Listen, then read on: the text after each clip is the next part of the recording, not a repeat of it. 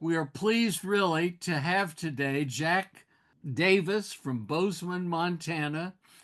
He's back again. He's given several programs, and we're delighted to have him tell us a little bit more about this business that he and his wife Susan uh, they were putting together a presentation in Reading, Pennsylvania, at their library and museum, and they were shown materials that have been discovered in the basement of the museum. So let Jack tell all of that, and if you would please take it away, Jack, and we'll look forward to hearing about all of this. Thank you for being here today.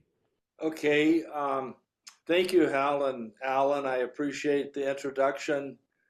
I do want to say that I'd like to give Hal and Alan credit for the work they do. It's important. When we first got into the hobby, we met a lot of people. We didn't know very much about postcards at that time, and we met a lot of people that I told Hal when we were talking recently that they were like walking encyclopedias. These old dealers, they had been in the hobby for a long time, but unfortunately, a lot of that knowledge was lost because it was never recorded. So I think what Hal and Alan are doing is important, and I appreciate their hard work, and I just wanted to give them some recognition. Hal had mentioned that Susan and myself had an exhibit at the Reading Public Museum in 2003. The title of this talk is Samuel Lorenz Schmucker, Influences on His Art. I wanted to give credit to Dorothy Ryan. She and George were responsible for a renaissance in postcard collecting in the 1970s because of the book that you see in this slide. Postcard collecting has gone up and down from the golden age of postcards through the Depression. And in the early 70s, postcards were kind of out of favor until Dorothy's book was published. And then they became back into the mainstream of collecting. She really needs to be credited with that renaissance of postcard collecting at that time. One thing that Dorothy and George did was that they recognized Samuel Schmucker's SLS signature on Detroit Publishing cards and Winch postcards, and she realized that they were done by the same artist. Shortly after that, Dorothy interviewed Samuel's nephews, niece, and grandniece and wrote the biographical profile for the book that we published. We could not have published this book without her help. It would have just been a picture book and there would have been no content to the book.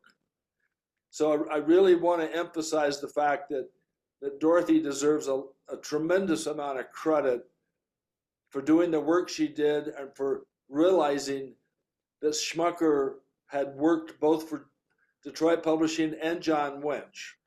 The year 1993, there was an estate auction here where we live in Montana from a concessionaire of Yellowstone Park.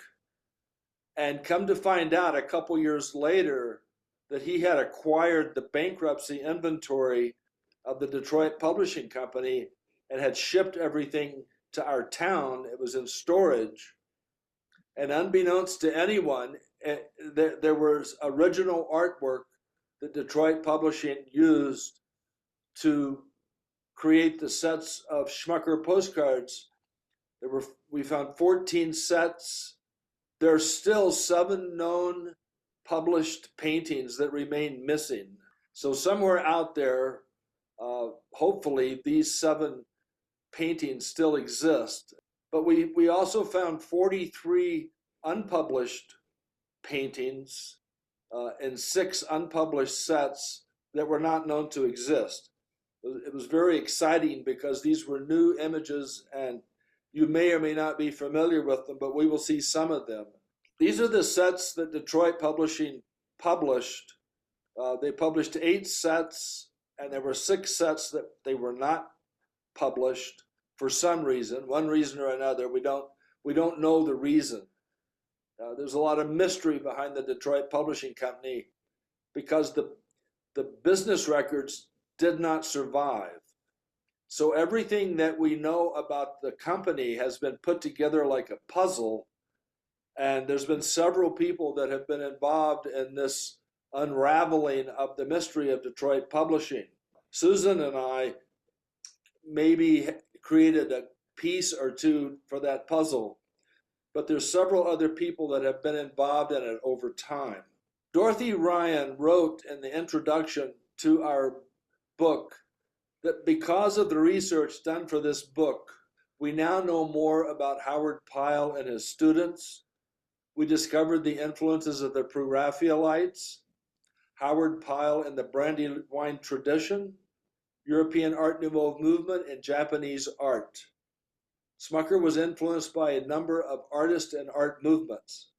Despite that, he developed his own distinct style.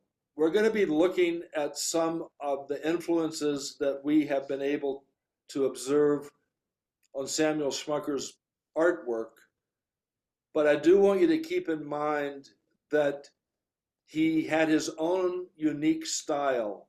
Samuel Schmucker was born February 20th, 1879 in Reading, Pennsylvania.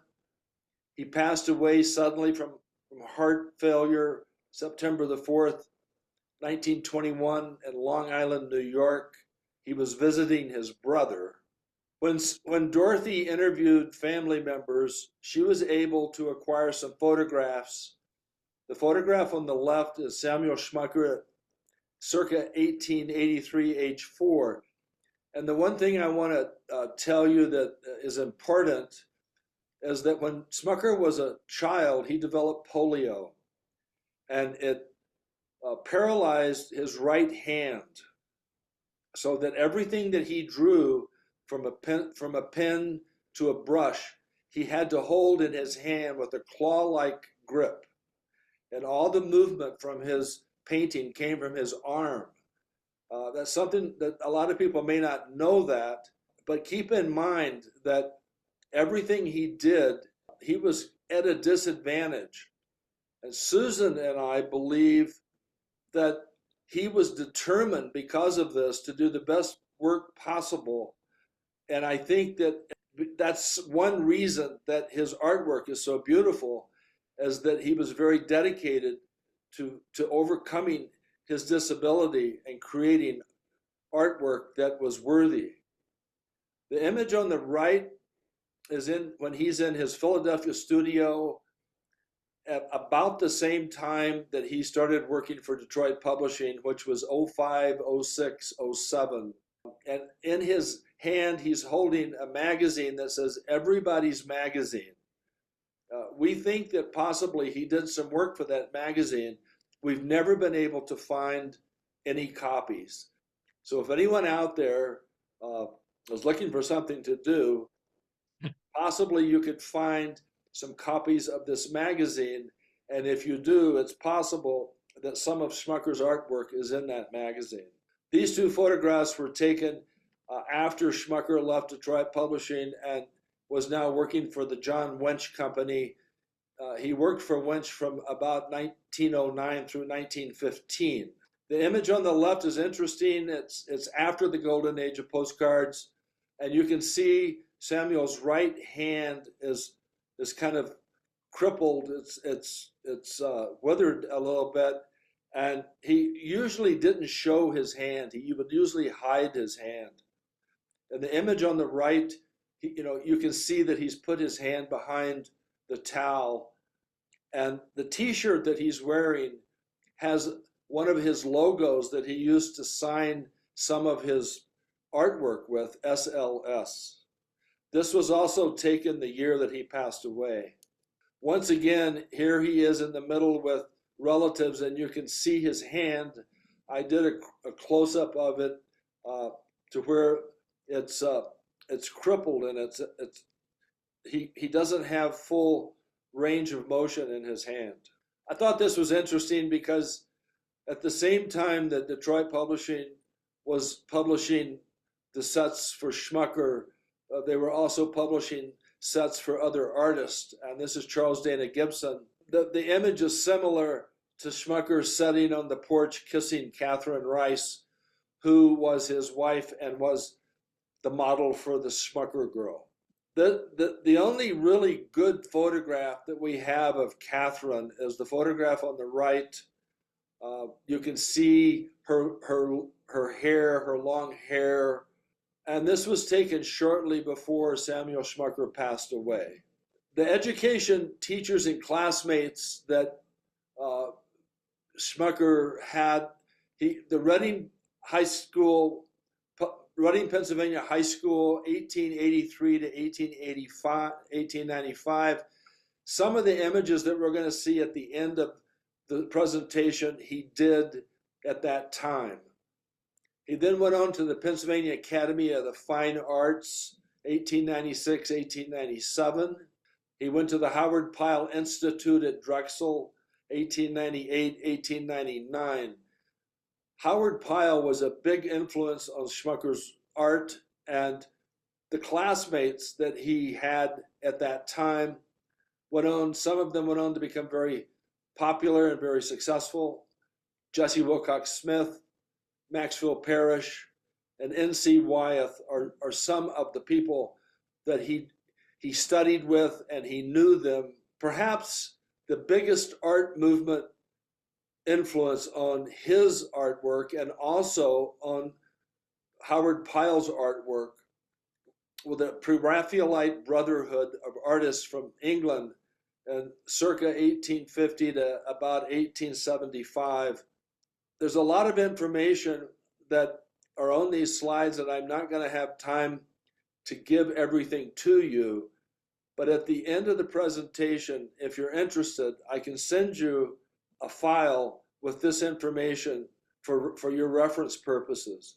And I'll talk some about what the Pre-Raphaelites did and how it influenced his artwork. The second big influence to Samuel Schmucker was Howard Pyle, who was a very influential American artist and also a teacher. And he is recognized as perhaps the most successful American illustrator in all time. And one of his students was Maxfield Parrish. The difference between Parrish and Schmucker is that Maxfield Parrish lived to be an old age and created artwork throughout his life. It was very prolific. Samuel Schmucker passed away at the age of 42 and unfortunately was never received recognition as an artist outside the postcard hobby. These are art movements that also show up in Schmucker's work.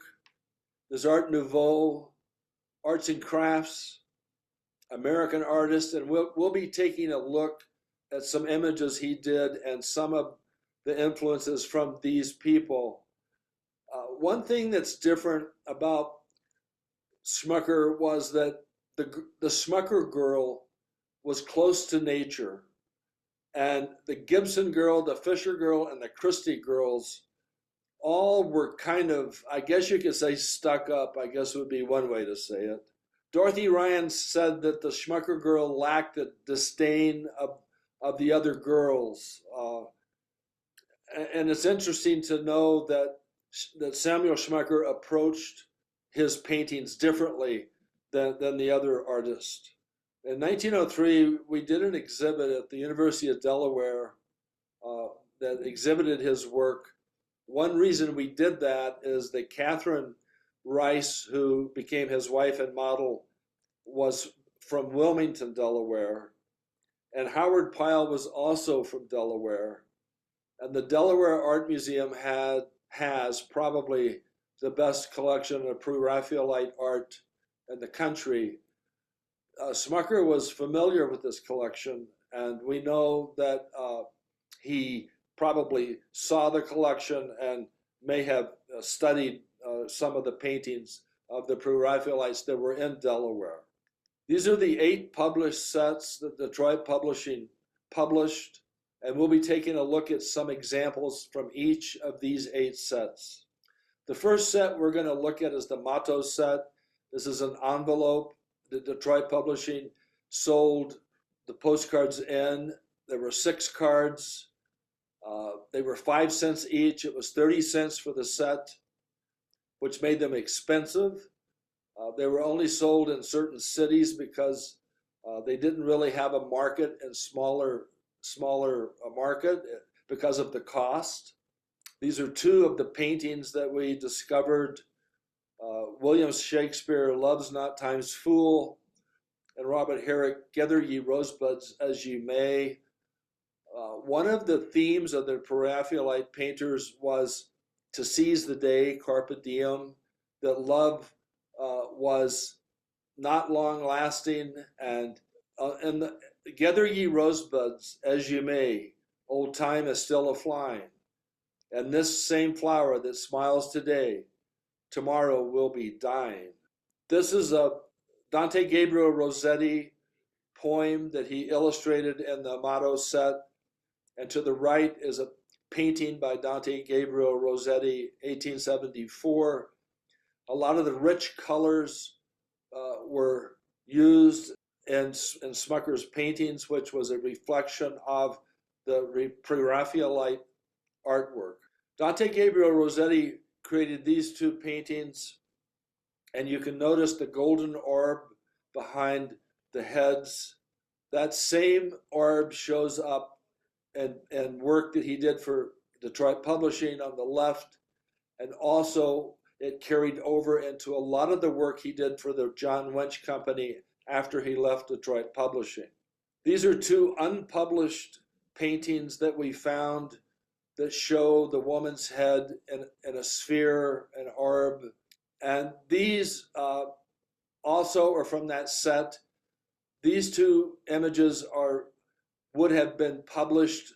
These images are actually studies. They were small mock-ups. These were larger format. You can see that he signed SLS in both of these. They're very beautiful, but they're new images to the market unless you've seen our book. They were not known to exist until we discovered this collection. And then here for John Winch, you see the use of the golden orb behind the woman, the pumpkin and the moon. This technique he would continue to use it throughout his career. The set on the left is an uncommon New Year's set by Schmucker. You see the orbs in the background, but you also see the Father Time that's in each of these images goes back to the theme of time and love. The time, goes away, and he was very aware of that theme, which was a Pre-Raphaelite theme that they focused on. I'm sure he was familiar with Alphonse Mucha, but the image on the right shows that Mucha was also influenced by Pre-Raphaelites and used the orb behind the woman. The next set that we'll look at is the Childhood Days set. Once again, a 6-card set. This is an iconic image in that set. We did not find this painting. This painting hopefully still exists somewhere. It's somewhere out there, we hope. We hope it is. You can see the golden orb behind the woman with the small child, and it's almost a Madonna-like figure. This is probably the most easily to see influence on Schmucker's work by Jesse Wilcox Smith. The image on the right was copyright 1903. The image on the left was created circa 1906, was published in 1907.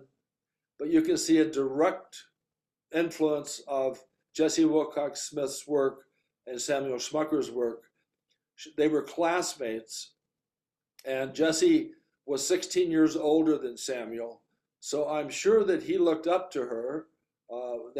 The people that studied at the Brandywine Institute under Howard Pyle were a very close-knit of artists that shared information. They knew each other very well. This is a very easy influence to see between these two images. The Smoker's Dream is another set that was published by Detroit Publishing. We don't know that Kirshner influenced his work, but we think that possibly he did. Smoking and women was a popular topic at that time. The image on the right was not published. It was an extra image in the set and the paintings that we found that it may be English. We're not really sure of that image. Dorothy is pretty sure that the butterfly set was influenced by Tiffany, Louis Comfort Tiffany, and the lamps that he was creating in the 1890s. The image on the right was not published. It's an extra image in that set. There's a golden orb behind the woman. It's possible that one reason that image was not published is because the woman's breast is exposed, and that Detroit Publishing did not feel comfortable issuing that image. It's just a thought that we had. It may or may not be true. It's interesting to know that they had extra images that they didn't publish, and there was some reason they didn't publish them, but we don't know the reason because, once again, the business records did not survive. This is The Mermaid's Lovers, and in the middle is a painting by Howard Pyle, 1901. May have influenced this set. It's possible that it did. There's a Japanese influence of the Japanese goldfish on the left. And if you see the two hair pieces that the women are wearing, and also the woman and the mermaid by Howard Pyle, a lot of the Pre-Raphaelite paintings, women had hair pieces in their hair.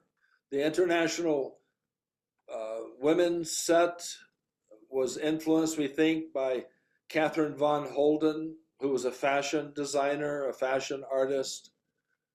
We don't know that for a fact, but we think that she may have influenced his work because he was familiar with her work. The image in the middle was not published. There were two English images that were never published, and that's one of the images. This is an interesting set. It's the only set that we know of that he did for Detroit Publishing and then later for John Winch that didn't focus on Catherine Rice and the Schmucker Girl. This is a fantasy set. We think that it may have been influenced by Palmer Cox's Brownies. The image on the left, you'll see once again behind the owl and the gnome is a golden orb, which shows up again in one of his paintings. The image on the right has a Japanese influence of a flat plane with gold throughout the painting. Now we come to the 6 sets that were not published. You've seen some images of some of these sets previously, but for one reason or another, these sets were never published. I wanted to show you this set. It's when we discovered 77 paintings in Bozeman. We only had 2 paintings in this set. We had the spring and summer painting, and Sue and I said to each other, well, we will never know what the other 2 images look like, and we felt really bad about that because if you're a collector, you want to be able to finish a set if you can finish a set, if it's possible to do that.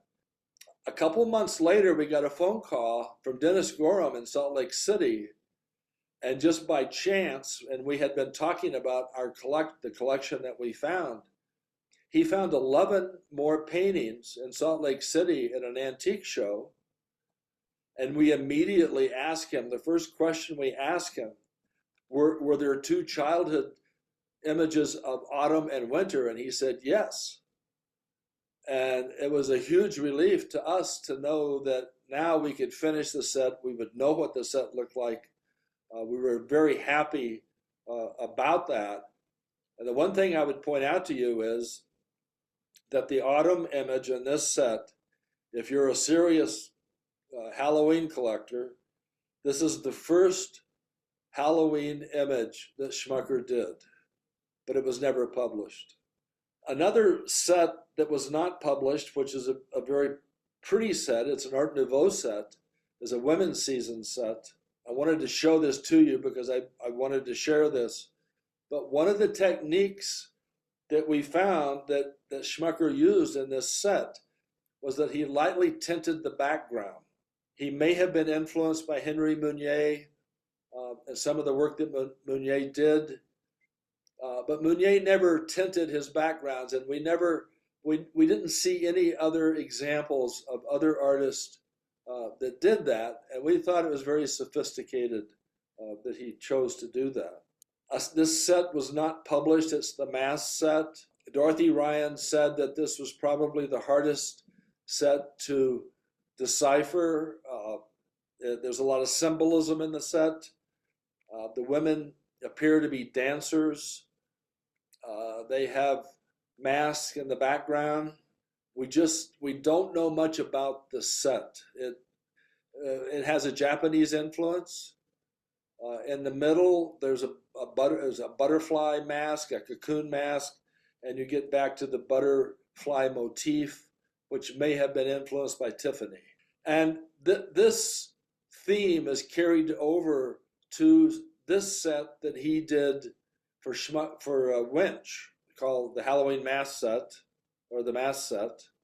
It's interesting that he carried over that theme into the next work that he did for another company. This is from the Landbird set, which was not published. We thought that he was influenced in his work by Aubrey Beardsley and by Will Bradley. It appeared to us that he had been influenced by those two artists. We mention it in the book.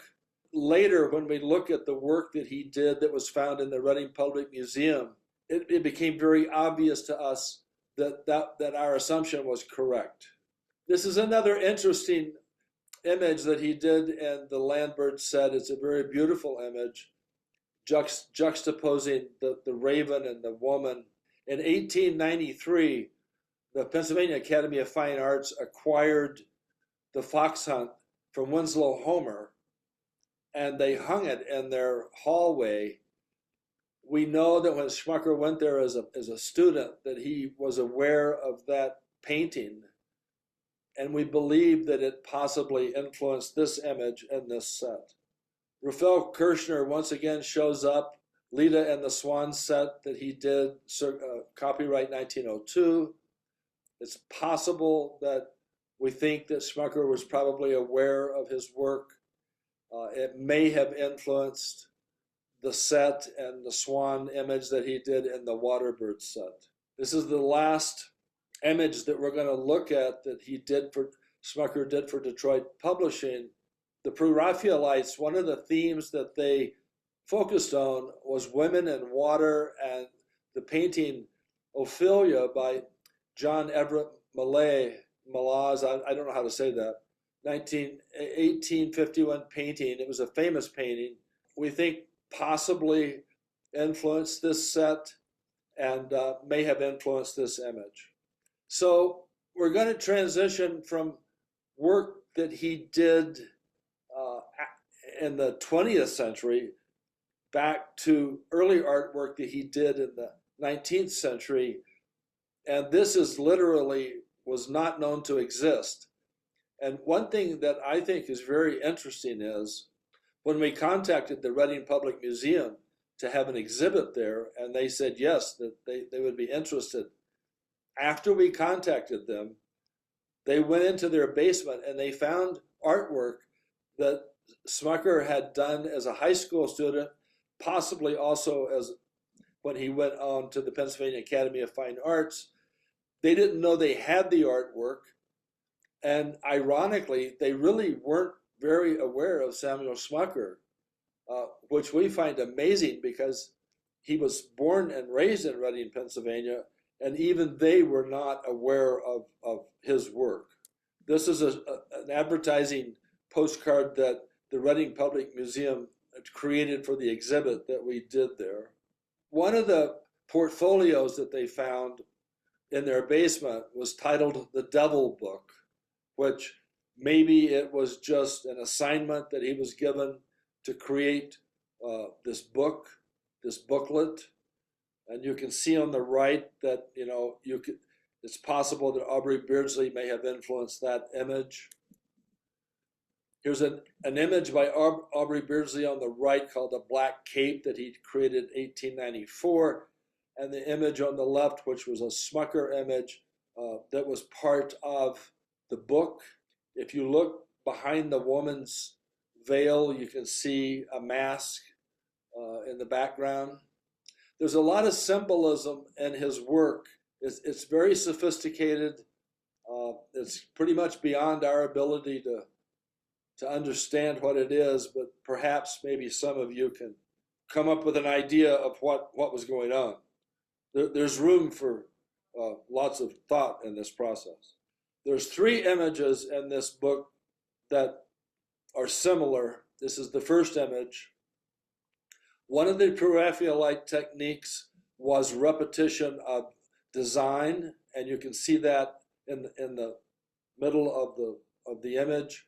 There's a lot of stuff going on. A lot of it has to do with love and desire, and it's sophisticated artwork, especially for a person that was fairly young at that time. This is the second image similar to these images, which is open to interpretation. And this is the third and last image. These 3 images are kind of similar in some respects. Near the end of this book, there's 2 other images which are open to interpretation. This is the last image in this book, this portfolio, hand over heart, which signifies love. You can Google this and a lot of different themes come up. This painting this was done on a small piece of kind of like a postcard. It was on cardstock. It wasn't very large. Maybe was part of a playing card attempt by him. We don't know. It's interesting that he signed this. You'll see the signature on the right. He uses this same motif and signing some other artwork that he did at that time. The images we're going to see now were done on tissue paper. They were very thin. They were very fragile. And I think once the Reading Public Museum realized what they had in their archives, I think that they made an attempt to, protect the paper because it was very easy to be damaged. And we think that this may have had a theme with Ophelia. At the bottom of the image, we're pretty confident that influence is by Charles Rennie Mackintosh, a Scottish artist who did a lot of work. And if you look on the right, you once again see the signature, a cropping of his signature in this piece. Another unusual image, we also think that we're pretty sure that Charles Rennie Mackintosh influenced the way that this image is laid out at the bottom of the image. And once again, his signature shows up. This may have had something to do with Ophelia, we're not sure. This is an interesting image called The Grief of Laius, and I Googled this and I can't remember what it said, but it was something to the effect of love being rejected. I'm not exactly sure. I didn't study Greek mythology, but I think that it shows up. There's different themes, different suggestions on what it means. And we think that this possibly fit into one of those 2 scenarios, and that you'll see at the bottom there's a person that apparently is below water that may have passed away. And you see again the way he signed this with his caricature. Another unusual image, we're not exactly sure what this is. However, the title, they say that Laius is one of those, so it's tied into that theme. Another unusual image, we're not exactly sure what it means. It's interesting that at this time that he used a caricature for his signature. This is an interesting image, and when we saw this, we both thought that possibly it looked a little bit like Gustav Klimt artwork. And one thing that we did realize after we wrote the book that we didn't know when we published the book was his use of gold in his paintings, and the paintings had a lot of gold in them. And Gustav Klimt also used gold in his paintings. Gustav Klimt's father was a goldsmith, so that's where he acquired a lot of the gold that he used. But when we bought the paintings, when we bought the collection, we had to be very careful with the pieces, because every time that we moved them, there would be small flakes of gold that would come off of the paintings. This is the next to last image. Don't know very much about it. It's symbolic. It's pretty sophisticated. The very desire of the desired, whatever that means. And the last image that we have to show you, the last piece that was in the Reading collection, is this piece. It was actually fairly, it wasn't large, it was fairly small. It's very interesting, and it shows a man and a woman, and the man is looking at the woman, and it's open to interpretation. So that's it. Does anybody have any questions? Thank you, Jack. That was just terrific. And to see those examples and everything that were it's just real documentary what we've been able to put together today, and we are so appreciative. My goodness. Let's go to Bill Burton and see if there are any comments that he'd like to talk about, please. Thanks, Hal. We've had a couple of interesting ones. Robert Bell wrote, "I'd be interested in getting the file. I have a book. I have your book. Can you do that, Jack?" Can I do what? I'm sorry. He's asking for the file, which I assume means what you've been presenting today. You mentioned that there was a file of information that you had that you could share. Yes. And Yeah. when this is over, if you want to send me an email, I would send it to you.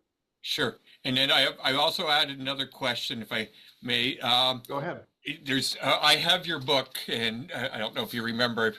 I know we sold 2 copies, so I'm happy to. Yeah, that was me. And I bought the cards as well. Is there a supplement to the book, or is it possible to get copies of the images and info not in the book? You know, I would be glad to send you JPEGs. Much appreciated. Yeah, I don't. We self-published the book, and Yes. it was a labor of love, and so I would be glad to share anything that I have with you, Sure. and I can send you JPEGs of the images. Yep. And then Yes. I've also got your other one here. Well, you're a glutton for punishment. And then I got, I bought, you had some cards as well. Oh, yes, yes, Yeah. yes.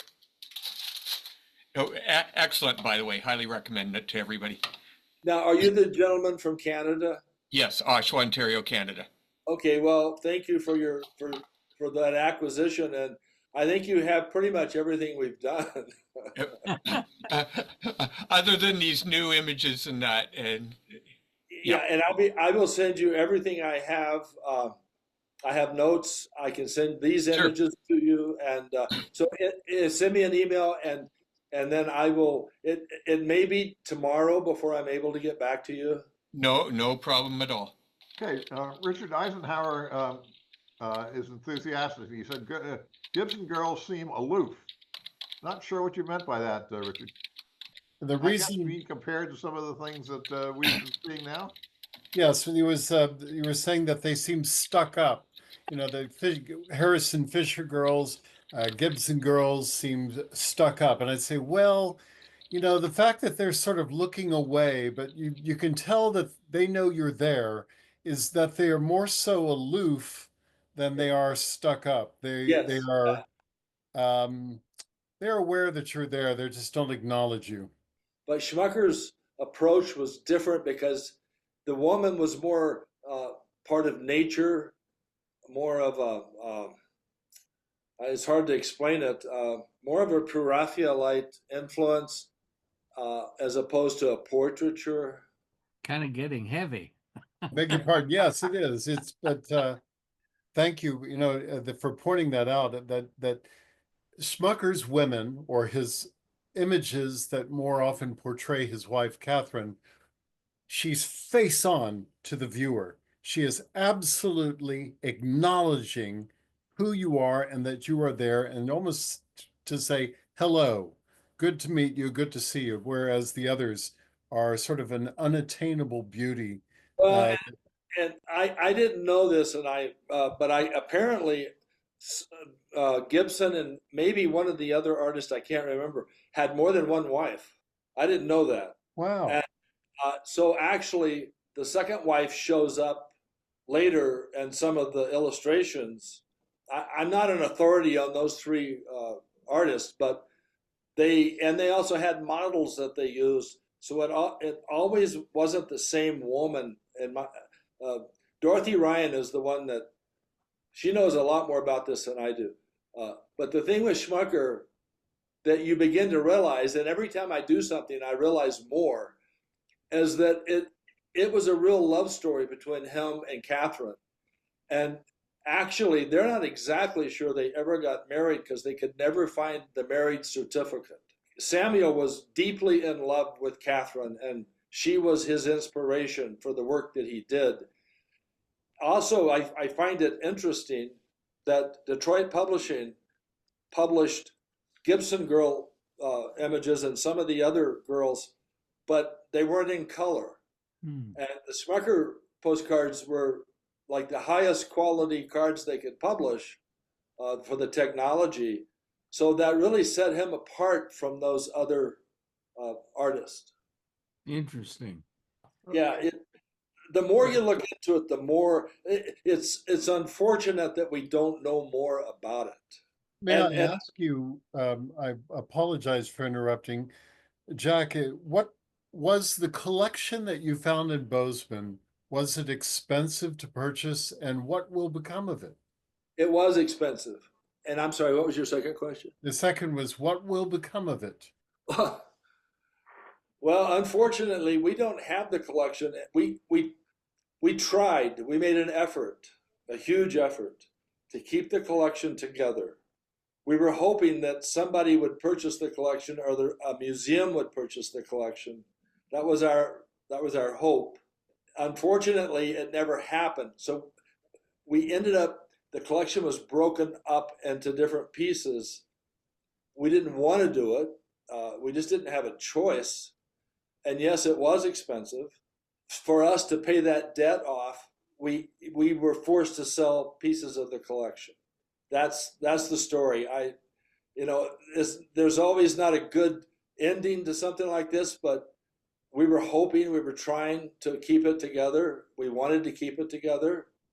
If we had been wealthy, we would have kept it together. Now we're just middle class, and we're happy that we were able to sell. Thank you for saving as much as you did. And now I will mute myself and let somebody else get a question in. Thanks. Appreciate that, Richard. Kathy Alpert asks, did the Winch Company ever publish any of the paintings by way of Detroit Publishing?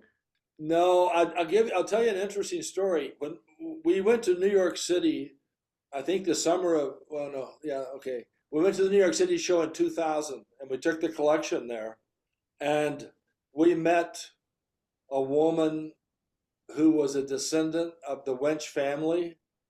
She came to the show, and we talked to her, and she said that John Winch was looked down on by family members because he was a postcard publisher, and that they didn't think that that was a good profession to be in, and that she actually had some of his paintings. She didn't have many, but she had a couple. We were interviewed by a public television station in New York City for a documentary that was supposed to be published. The date that the publishing for the documentary was September 15th, 2001, and nothing ever happened because of 9/11. So it was never, the documentary was never released. That's as close as we came to actually having exposure for the collection. That's sort of sad. That answer your question? Yeah, I think so.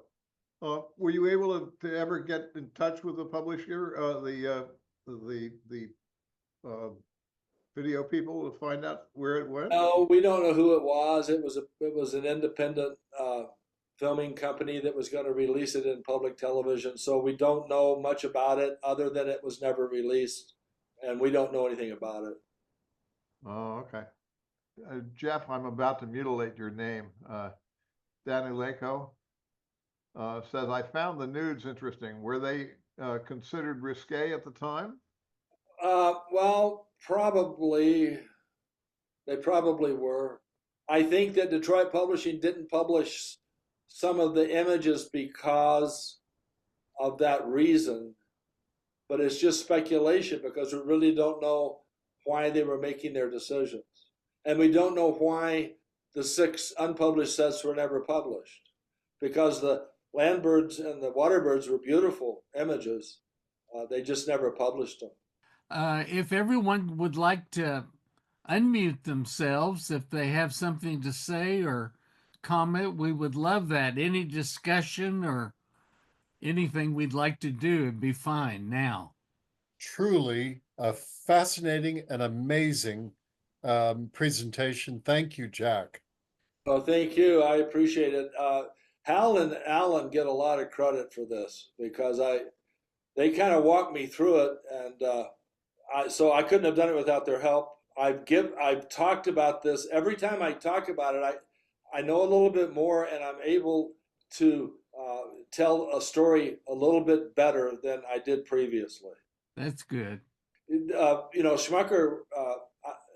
My wife is an artist, and we think that it's just a real tragedy that he's not better known as an American artist outside the hobby. That's true. I did find your webpage, by the way. I Googled that. That came up. And so I found most of that information in there. I actually discontinued my website recently because I'm trying to retire. And on my website, I had a thing where people could order prints of different kinds of stuff. And I finally just pulled the plug on it because it was taking up too much of my time.